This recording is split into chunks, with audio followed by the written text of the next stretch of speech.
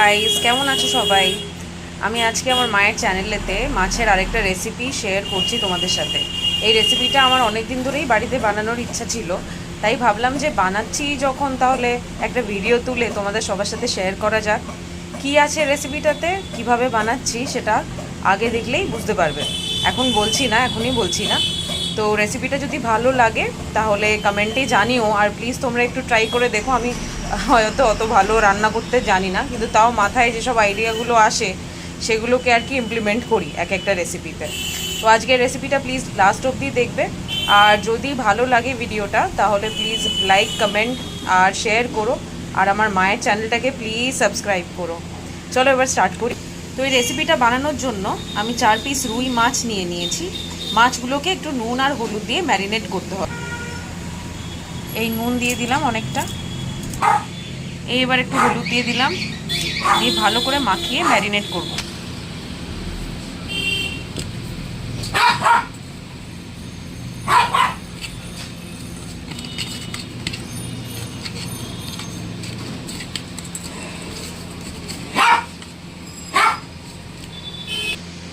এই যে মাছগুলো এবার ম্যারিনেট করা হয়ে গেছে, এবার এগুলোকে কিছুক্ষণ রেখে দেবো, তারপর রান্না স্টার্ট করব।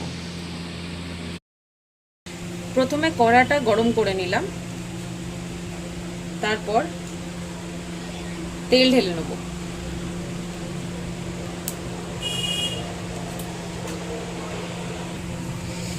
এবার তেলটাকে একটু ভালো করে গরম হতে দেবো।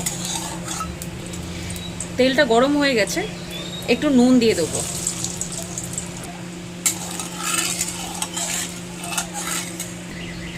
প্রথমে মাছগুলোকে ভেজে নেব।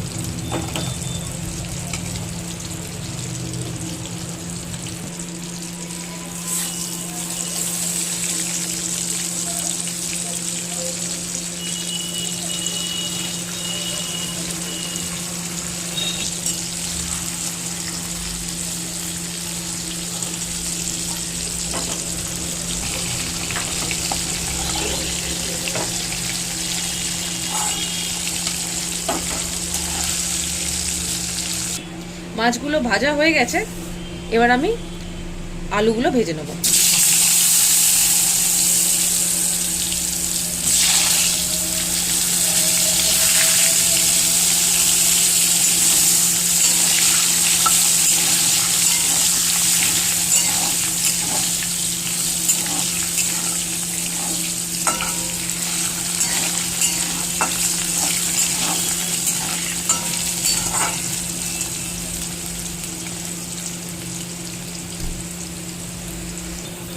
আলুগুলো ভাজা হয়ে গেছে, এগুলোকে তুলে নেবো।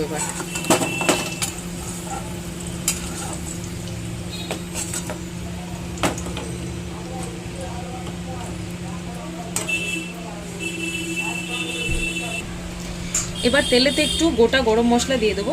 এতে আছে দারচিনি, 2টো এলাচ আর 2টো লবঙ্গ। চেরা কাঁচা লঙ্কা দিয়ে দেবো। একটু গোটা জিরে দিয়ে দিলাম।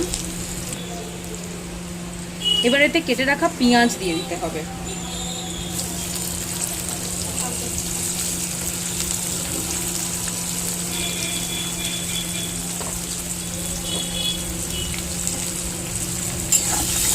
ভালো করে একটু নেড়ে নেবো। পেঁয়াজগুলোকে আগে ভালো করে ভেজে নেব।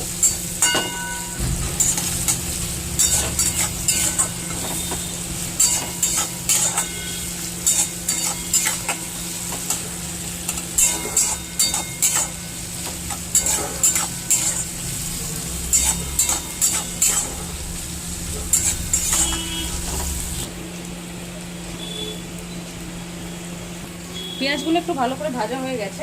এবার এতে আমি একটু আদা রসুনের পেস্ট দিয়ে দিলাম।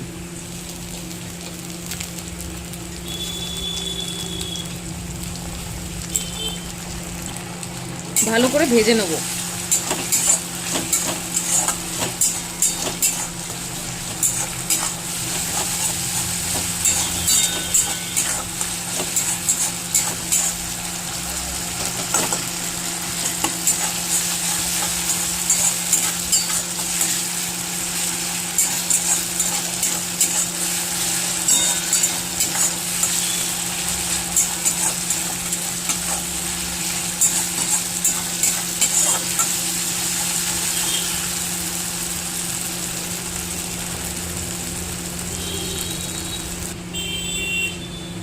ভাজা হয়ে গেছে। এবার আমি এতে একটু টমেটো কুচি দিয়ে দেবো।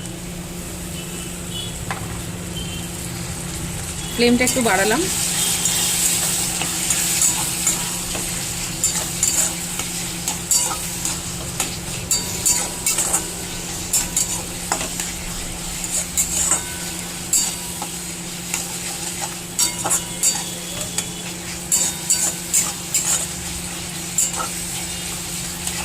ভালো করে এটাকে নেড়ে চেড়ে রান্না করে নিতে হবে।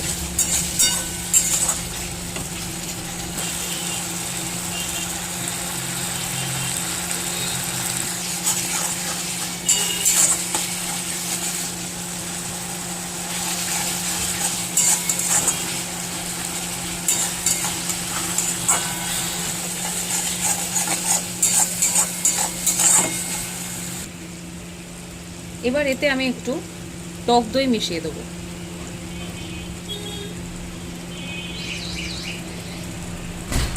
ভালো করে মিক্স করে নেব।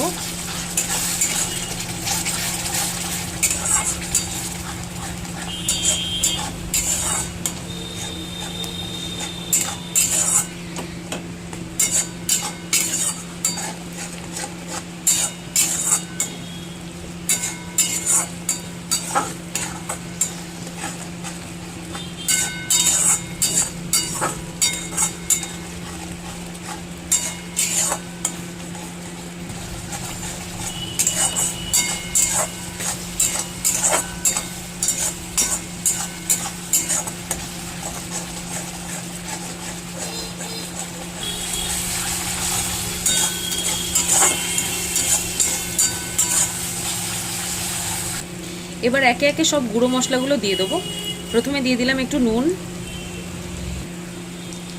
হলুদ, কাশ্মীরি লঙ্কা গুঁড়ো, ধনে গুঁড়ো,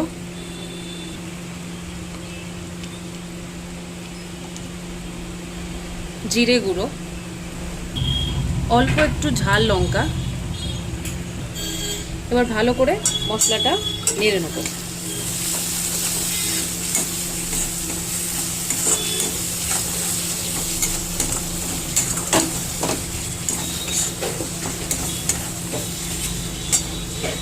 অল্প একটু জল দিয়ে দেবো।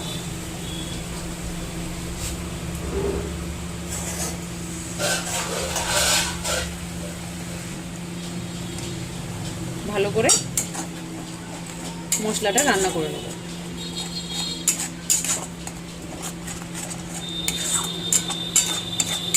তলা থেকে ধরে যাচ্ছিল একটু একটু, ওই জন্য জলটা দিয়ে দিলাম মশলাটাকে ভালো করে রান্না করার জন্য।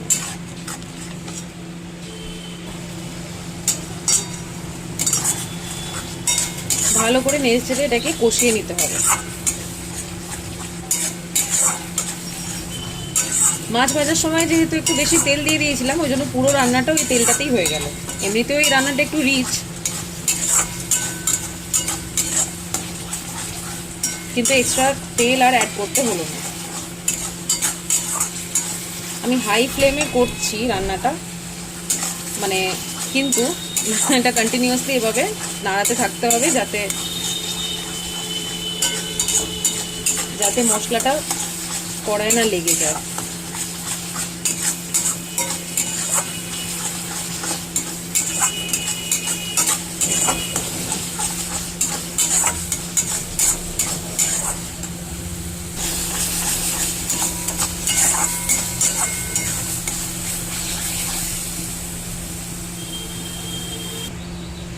মশলাটা কষানো হয়ে গেছে, এবার এতে আমি আলুগুলো দিয়ে দেবো একে একে।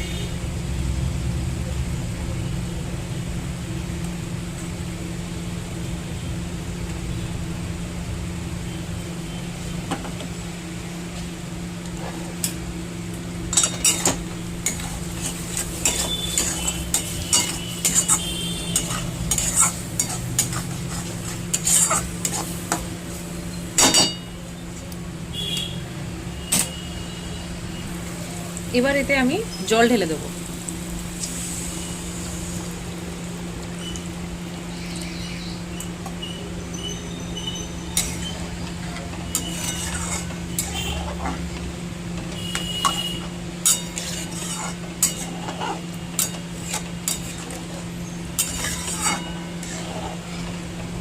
গ্যাসটা বাড়িয়ে দিলাম একটু। এই জলটা এবার ফুটলে মাছগুলোকে এক এক করে ছেড়ে দেবো। কয়েকটা গোটা কাঁচা লঙ্কা দিয়ে দিলাম। ঝোলটা ফুটে গেছে, এবার একে একে মাছগুলোকে ছেড়ে দেবো।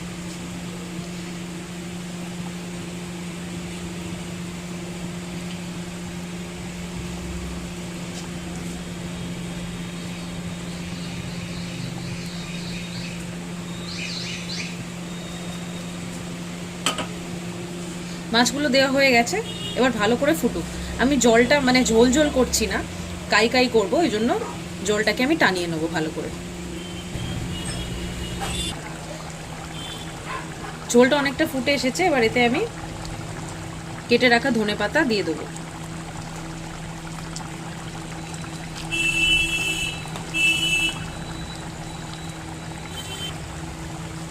অল্প একটু গরম মশলা গুঁড়ো ছড়িয়ে দেবো উপরে।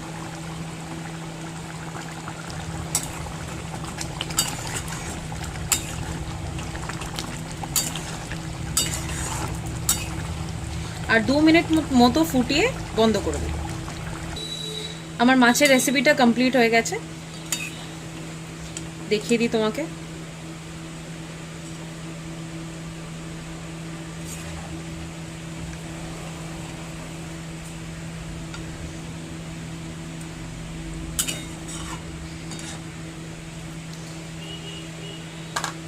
এই রেসিপিটা একদিন বাড়িতে নিশ্চয়ই ট্রাই করো, আর জানিও আমাকে কেমন লাগছে।